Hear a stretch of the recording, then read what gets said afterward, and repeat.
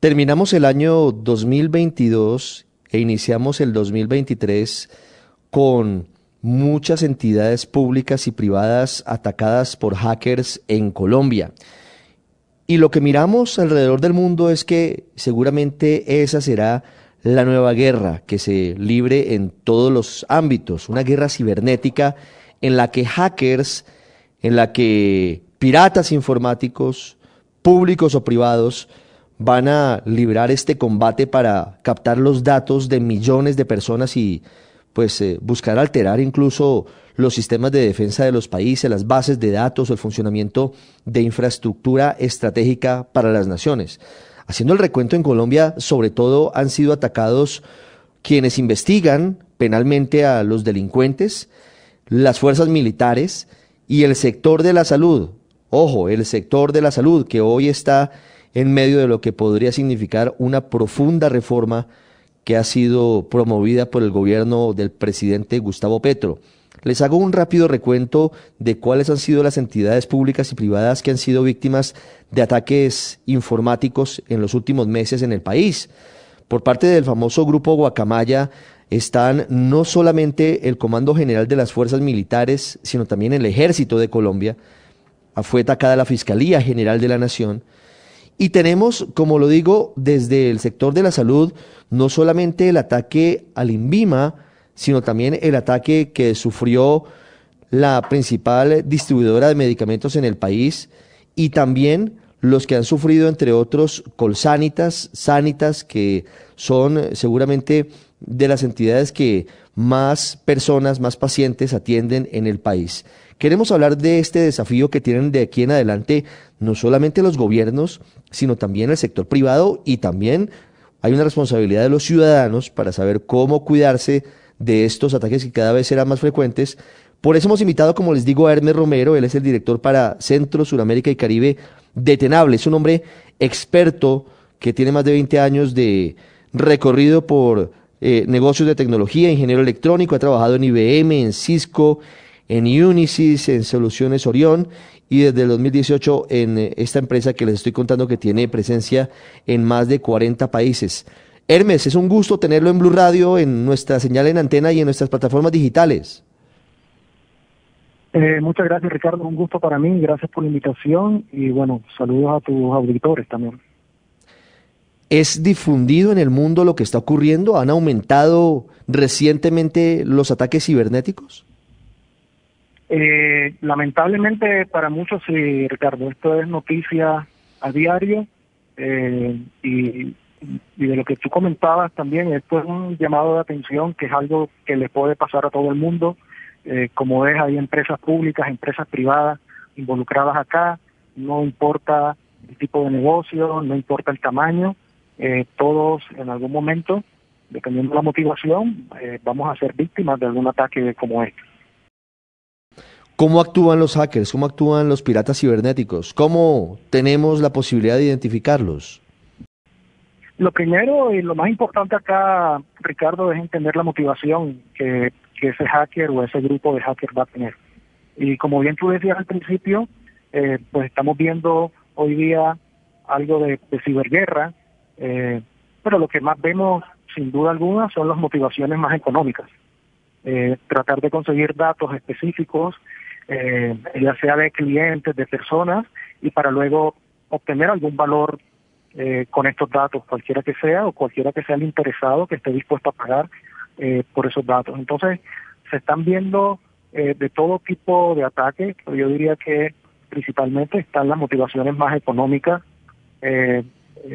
Luego tenemos, obviamente, también ataques políticos y a veces ataques que simplemente quieren es interrumpir el normal vivir de las personas.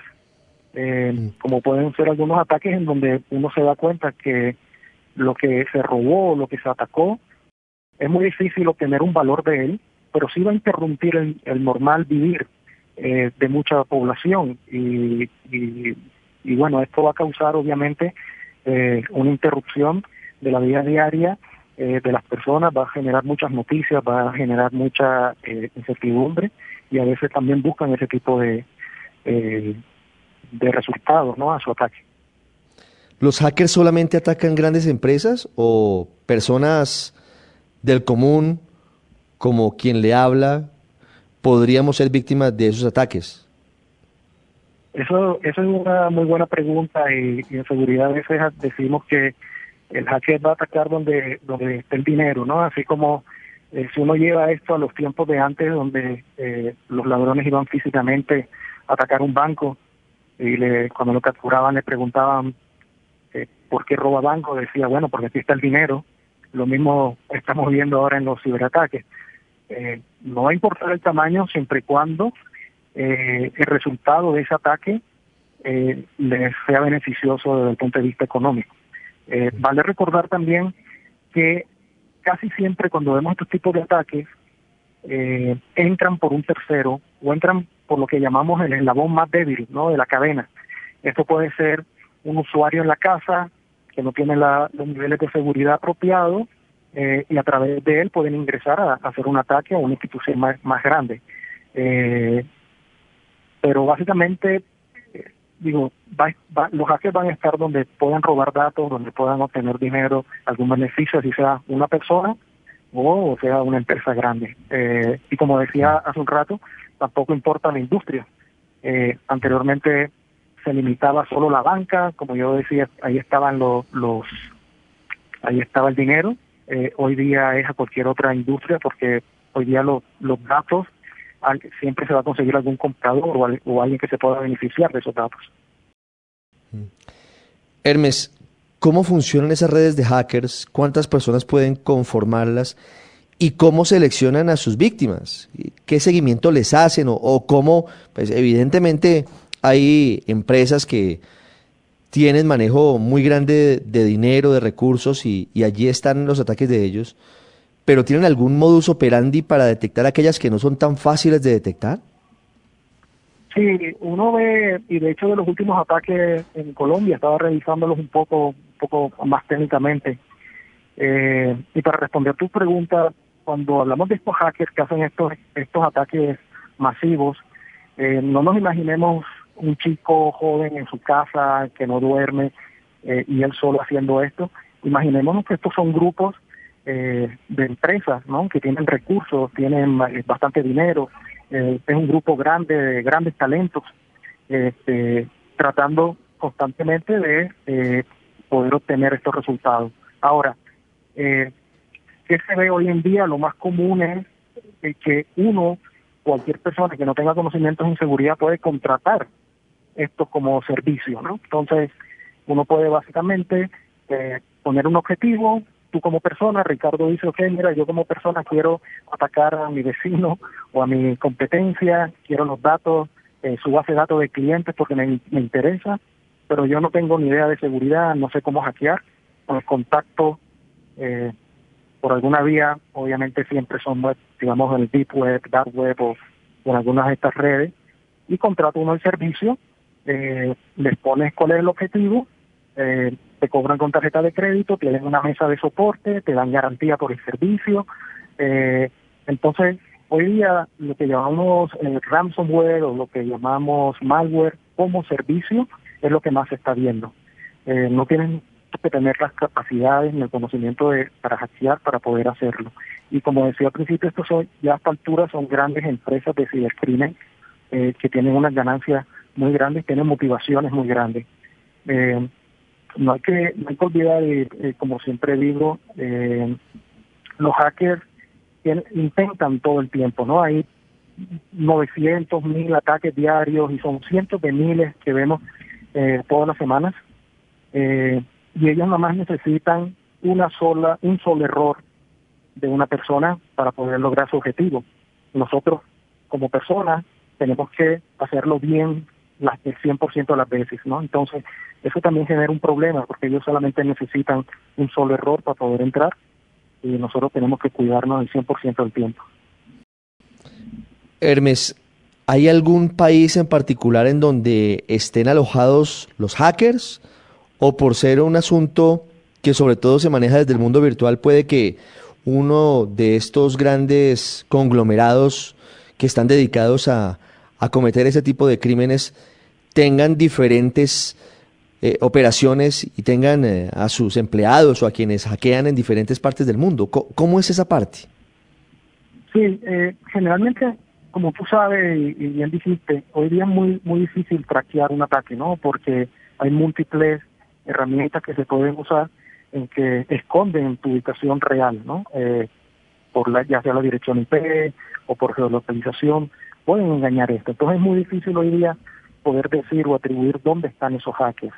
Lo que sí te puedo decir es que generalmente los grandes grupos de hackers se alojan en países donde la justicia no los persigue y donde, no puedo decir que tienen alguna protección, pero donde saben que tienen cierta impunidad porque no existe una política clara o una ley que permita juzgarlos y mucho menos extraditarlos o poderlos atrapar cuando los pillan haciendo esto. Entonces, pues todos sabemos cuáles son esos países en donde no existe este tipo de persecución y ellos generalmente se alojan ahí como sede principal, pero como tú decías, generalmente ya los atacantes que trabajan para estas organizaciones pueden estar en cualquier lugar del mundo, podrían estar acá en Colombia trabajando para ellos y recibir como freelance y recibiendo pagos para hacer esto. Hermes, ¿cómo es la historia de la entrada a robarse la información por la cual piden rescate? Ya quiero que me cuente ahora cómo operan los hackers, pero cómo es la historia de que entran por el eslabón más débil de la cadena, cómo logran desde un computador remoto meterse en la red más robusta de una empresa grande. Mira, esto es una pregunta interesante y por muchos años ya, como tú dijiste al principio, llevo muchos años en esto y por muchos años el camino preferido de entrada por el eslabón más débil sigue siendo el correo electrónico. A pesar de que ya todos sabemos que no lo debemos hacer, que no se debe abrir correo de personas que no conocemos, de direcciones que no conocemos, no debemos abrir archivos que no estemos esperando o seguir algún enlace, algún link que no conozcamos. Esto sigue pasando. Entonces, generalmente los ataques comienzan de esa forma, o por lo menos los más comunes, es enviando correos, lo que se conoce como un phishing, particularmente, o una pesca milagrosa, en donde alguien tiene que responder. Entonces, como te decía, puedes mandarlo a una empresa de 5,000 empleados y con que uno solo le haga clic a ese link, pues abre la puerta para que en ese computador se puedan instalar algún software malicioso que le permita a los atacantes tomar control y de ahí ya estando adentro de la compañía poder entrar. Y te digo algo, esto se multiplicó mucho en pandemia, porque las empresas tenían toda su seguridad basada en tener la visibilidad de estos activos. Pero cuando en pandemia todo el mundo tuvimos que irnos de un día para otro a las casas, pues básicamente las empresas perdieron la capacidad de poder proteger este activo o esta persona que hoy día trabajaba en su casa con su propio internet, compartiendo el mismo enlace con sus hijos, con el iPad, streaming y cosas así. Y ahí comenzaron los ciberatacantes a irse a las casas de las personas, incluso tratar de entrar a las redes y tomar control de los computadores que estaban en las casas de las personas. Entonces, siempre es mucho más fácil. Tú como hacker tienes dos opciones, o haces inviertes mucho dinero haciendo una investigación y tratando de encontrar una vulnerabilidad nueva que tenga tu víctima, o intentas múltiples vías de ataque con vulnerabilidades ya conocidas y que alguna de ellas va a resultar para llevar a cabo este ataque. ¿Cómo operan cuando logran entrar los hackers en una empresa? ¿Qué se roban? ¿Cómo se comunican con la empresa para pedir el rescate por esos datos? ¿Qué se debe hacer en esos momentos por parte de la empresa? ¿Negociar o no negociar? ¿Pagarles o no pagarles? Todo es muy complejo, pero hagamos un ejemplo, un caso cualquiera, digamos. A la empresa suya o mía se les meten los hackers. ¿Cómo es el caso y cómo es el manejo de una situación como estas? A ver, una vez estando adentro, generalmente lo que hacen es como un levantamiento de la data que ellos pueden tener. Muchas veces ellos entran, ven que no hay nada importante y simplemente se van a la siguiente víctima y así sucesivamente. Pero si una vez estando adentro detectan que esa compañía podría tener datos tal vez no importantes para ellos, pero son importantes para mí, una base de datos, un listado de clientes, algunas patentes comerciales, industriales, qué sé yo. El ataque más conocido de ransomware es llegar y encriptar estos computadores, es decir, cifrar la información que está ahí y básicamente tú no la puedes volver a ver, a menos que tengas una llave específica, un string de dígitos, como una clave que ellos se la guardan, ¿no? Entonces, a partir de ese momento, y como parte del ataque, distribuyen software en que te comienzan a salir avisos y mensajes en donde dice, mira, te acabo de cifrar tu computador o te acabo de cifrar la base de datos, los servidores, si tú los quieres de vuelta, tienes que pagarme una cantidad X de Bitcoin, generalmente es lo que se utiliza, que les permite de cierta forma que no los persigan. Y una vez tú realizaste el pago, tampoco tienes la garantía que te devuelvan la llave, porque también ha habido casos en que tú pagas y no te devuelven esta clave, pero digamos que si te devuelven la clave, tú desencriptas la información y la tienes de vuelta, ¿no? Ahora, ¿qué pasa con esto, Ricardo? La verdad es que aquí esto es, básicamente estás negociando con delincuentes, ¿no? Con el riesgo que esto lleva. He visto muchísimos casos en que pagan, te devuelven la llave, pero ellos dejaron un segundo software instalado y después de que tú recuperas, vuelve y hacen otra vez la misma jugada y así sucesivamente, o tienes casos en que te dan una llave o hay un grupo que se hace pasar como que ellos fueron, ¿no? Porque se enteraron en las noticias que una empresa tuvo un ransomware, entonces ellos se dicen que fueron los que tienen la llave, te cobran, tú pagas y no era la llave correcta. Y básicamente ahora a tu pregunta, si hay que pagar o no hay que pagar, sinceramente, Ricardo, esto es algo que es decisión de cada empresa y va de acuerdo a lo que están perdiendo. Y si tienes capacidad de recuperarlo. Uno de los consejos que nosotros siempre damos es que las empresas tengan un plan de recuperación. Es decir, que tú puedas tomar la decisión de decir, no voy a pagar, quédense con sus datos cifrados, porque ni siquiera se los robaron, simplemente me los dejaron ahí cifrados, que yo voy a recuperar. Yo tengo backups, tengo respaldo de la información y en un día he hecho andar de nuevo mi negocio y nada ha pasado. Obviamente eso no es lo común que vemos, y si te das cuenta, muchos de los ataques se demoran semanas o meses, o capaz nunca recuperen los datos que les fueron robados, ¿no? Claro. ¿Qué pasa en los casos en los que los hackers tienen información sensible, bases de datos, no la encriptan en los computadores, sino que la extraen y tienen información que puede incluso ser vendida a otros delincuentes que pueden vaciar cuentas bancarias de las personas? ¿Cómo se debe actuar en esos casos? En Colombia, lo decías, Keralty, que es la empresa que agrupa a la empresa de salud tal vez más grande como es Sanitas y Colsanitas, sufrió un ataque de este tipo. ¿Qué es lo recomendable en esos casos? Mira, hay temas técnicos que tú puedes hacer en cuanto a cómo agrupas la información en caso de tener un ataque, no se roben toda la información completa. Pero una vez esta información ha sido robada, de nuevo, Ricardo, son delincuentes. Es poco lo que uno puede hacer ahí. Confiar en que si tú pagas ellos no van a publicar de todas maneras la información, tampoco tienes certeza de eso. Y aquí lo importante, en este caso particular, cuando hablamos de la información médica de las personas, es que debería ser uno de los datos con mayor privacidad, ¿no? Con mayor seguridad que se guarden. Y esto es algo que muchas veces se ha discutido. Yo he participado en discusiones sobre esto, como que ¿qué va a hacer un atacante con una ficha médica mía? ¿Entiendes? No es una cuenta bancaria, no me van a robar dinero ni nada, pero lo que se tiene como experiencia a nivel mundial es que se han perdido, se han robado estas fichas, se las han vendido a laboratorios o intermediarios y resultan en la siguiente semana tocando tu puerta ofreciéndote, qué sé yo, una droga contra el cáncer, porque tú estabas enfermo de cáncer. Entonces tú dices, ¿cómo alguien supo que yo estaba tomando esa droga o que yo tenía esta cierta enfermedad y comienzan a llegarte correos y te comienzan a visitar a tu casa y a mandarte por información sobre estas drogas, ¿no? Entonces, esto es lo crítico de este tipo de información, porque uno dice, bueno, no es bancaria, no van a robar un banco, no me van a robar plata.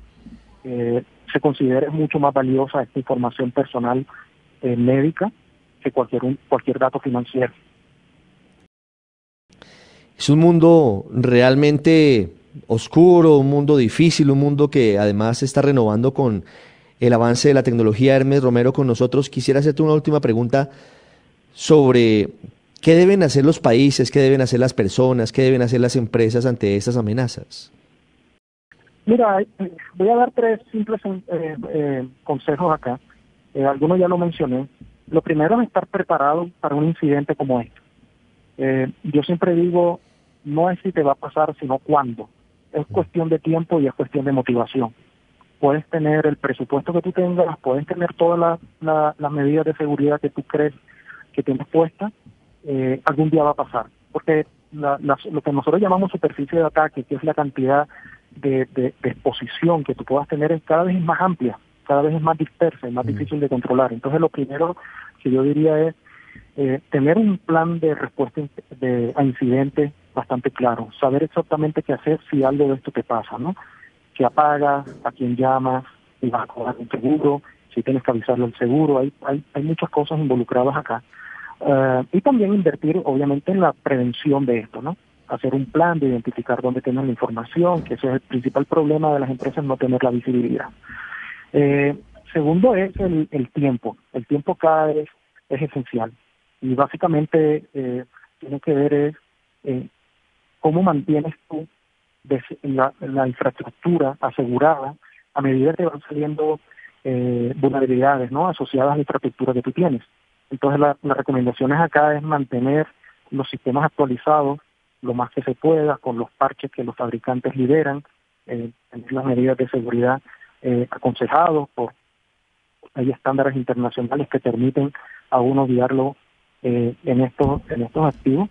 Y finalmente, a los consumidores finales, en sus casas, tener los computadores actualizados, esa actualización de Windows que siempre ignoramos, pues aplicarlas, no abrir links de personas que no conozcamos, archivos que no conozcamos, mantener sus claves seguras, no apuntadas en una libreta, ni en el monitor, ni cosas así básicas. Te diría que son rápidamente algunos de los consejos que puedo dar, Ricardo. Es un mundo, como decía, en pleno desarrollo permanentemente, y es muy importante hablar de este tema, no esconderse, no tratarlo como si fuera un secreto, sino que hay que hablarlo y hay que saber cómo actuar, porque lo más importante para tener en cuenta es justamente eso que nos dice nuestro experto, y es que no hay que pensar qué hacer si me llegaran a atacar, sino qué hacer cuando me lleguen a atacar, dando por descontado que todos en algún momento hemos sido, seremos o estaremos siendo víctimas de estos ataques cibernéticos. Hermes Romero con nosotros. Gracias, Hermes, por estos minutos muy valiosos. Muchas gracias, Ricardo, por la invitación, y un saludo a ti y a todos tus auditores.